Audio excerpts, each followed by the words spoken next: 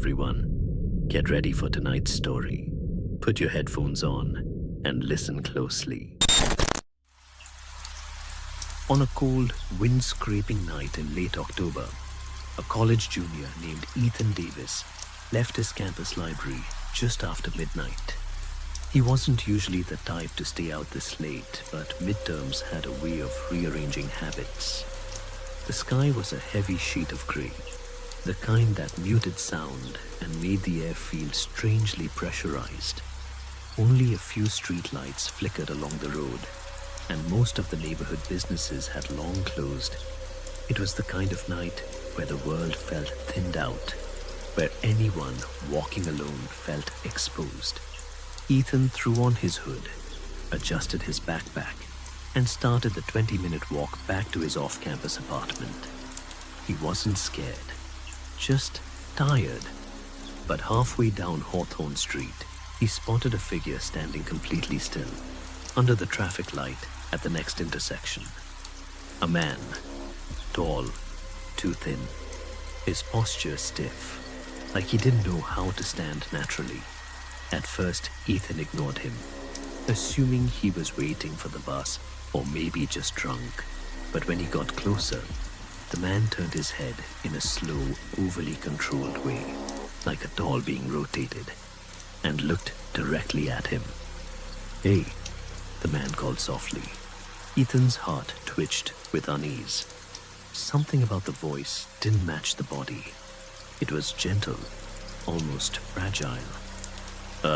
Hey," Ethan said, not slowing his pace. "Could you help me?"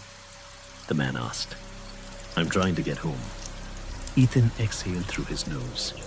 He didn't want to get involved, but there was something strange in the man's tone. Polite, worried, like he genuinely needed help. "Where do you live?" Ethan asked cautiously. The man hesitated. His eyes were wide, unblinking. "I don't remember the address." Ethan stopped walking. The man gave a small, embarrassed smile. His teeth looked normal enough, but the smile didn't reach his eyes. It was like he had practiced smiling, but never learned what it meant. "I know it's close," he continued. "I know it's very close. I just don't know which one is mine." Ethan swallowed. "Do you have your phone?" "I lost it." "Any friends? Family?" The man shook his head, as if those words were unfamiliar. "I only need someone to walk with." His voice dropped to a whisper. "It's not safe for me to walk alone." Ethan felt the wind shift behind him, slicing across the street. His rational brain screamed to leave, but the man didn't look threatening, just misplaced, confused, and a little broken. So Ethan sighed and said, "Fine, I'll walk with you for a bit, but you need to tell me where we're going." Relief washed over the man's face too quickly, too dramatically. "Thank you," he said. "It's somewhere on this street. I'll know it when I see it." They started walking. The man's steps were slow at first, and he kept glancing behind them, as if expecting someone or something to catch up. Ethan tried to pretend it didn't bother him, but every time the man turned his head, his neck seemed to move with a stiffness that hinted at old injury or deep fear. "What's your name?" Ethan asked. The man thought about it for several seconds. "Daniel," he finally said. The hesitation made Ethan uneasy, but he didn't want to push. The houses along Hawthorne Street were older, two-story homes with dark wood siding, sagging porches, and porch lights that buzzed like insects. Most windows were dark. A few curtains twitched, but that wasn't unusual at midnight.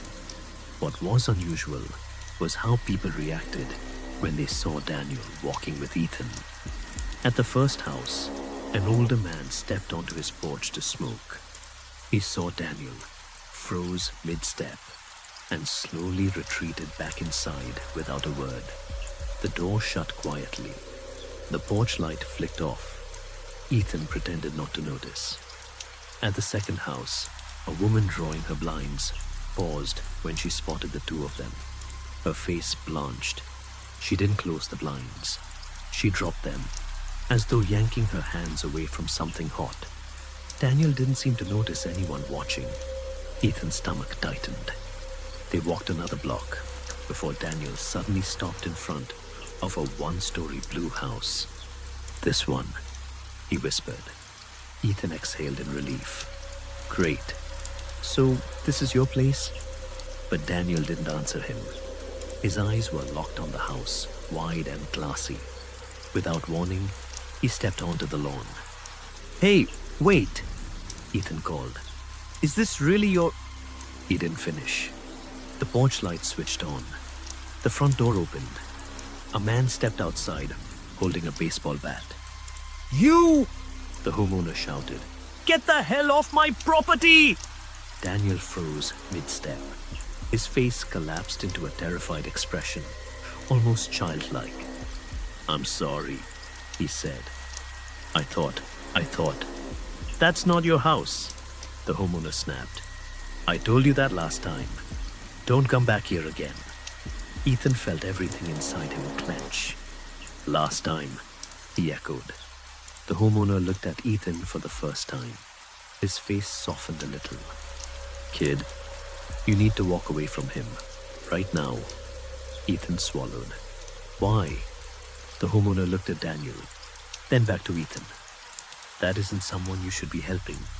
He's not right. And wherever he belongs, it isn't anywhere on this street." Daniel shook his head rapidly. No, please. Please don't send me away again." The homeowner pointed the bat threateningly.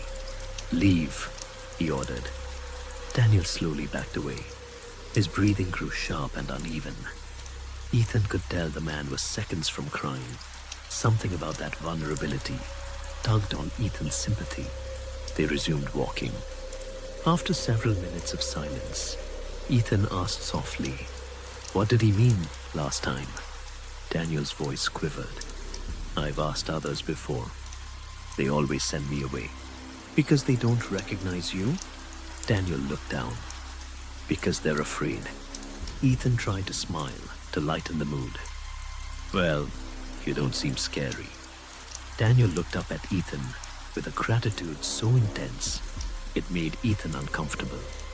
They continued walking, but the deeper they went into the residential grid, the more wrong everything felt. The houses grew older, the silence heavier. A few homes had people standing in their windows, watching. Some hid behind curtains the instant Ethan made eye contact.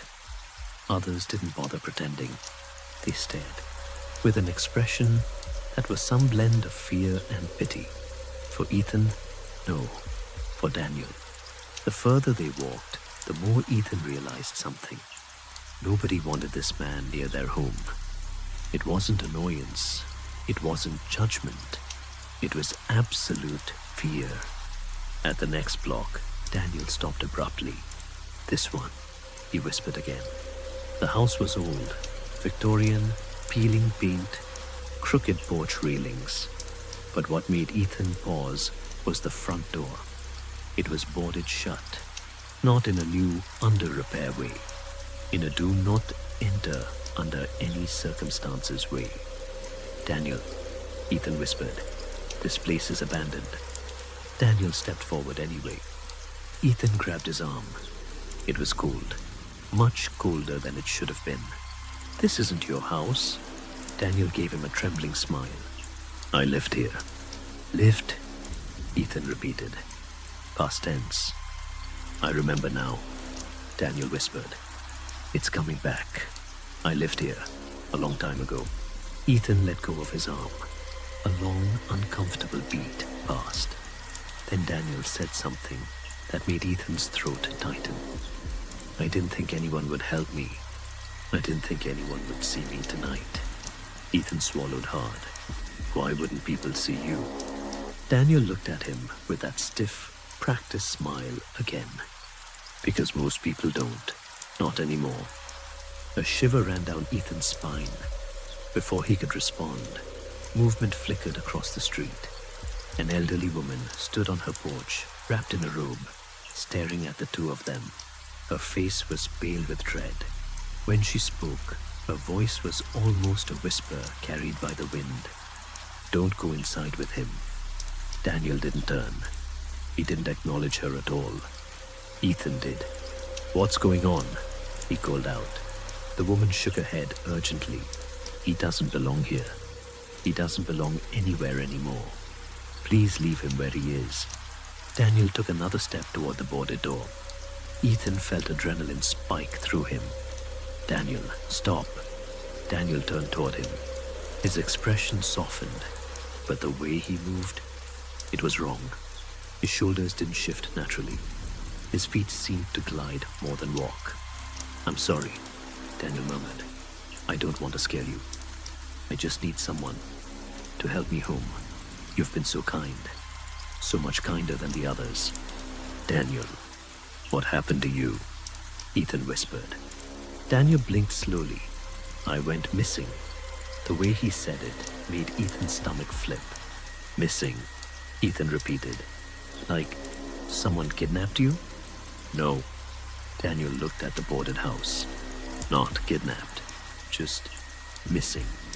He reached for the wooden boards. "Daniel, don't." But when Daniel pulled at the boards, they didn't make a sound. Not a splinter, not a scrape.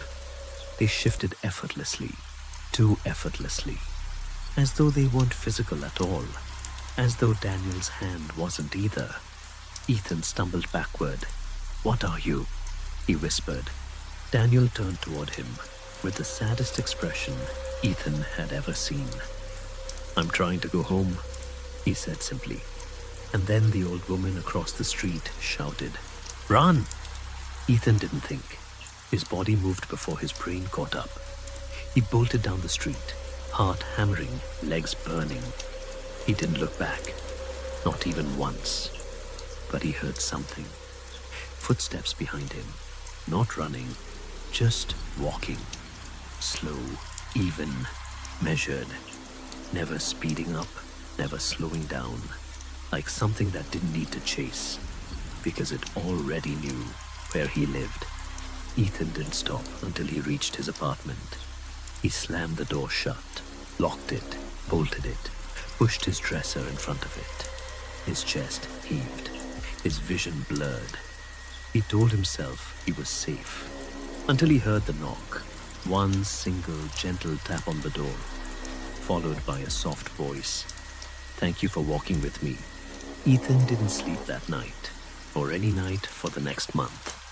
He moved out of that apartment, transferred schools, changed phone numbers, deleted his social media.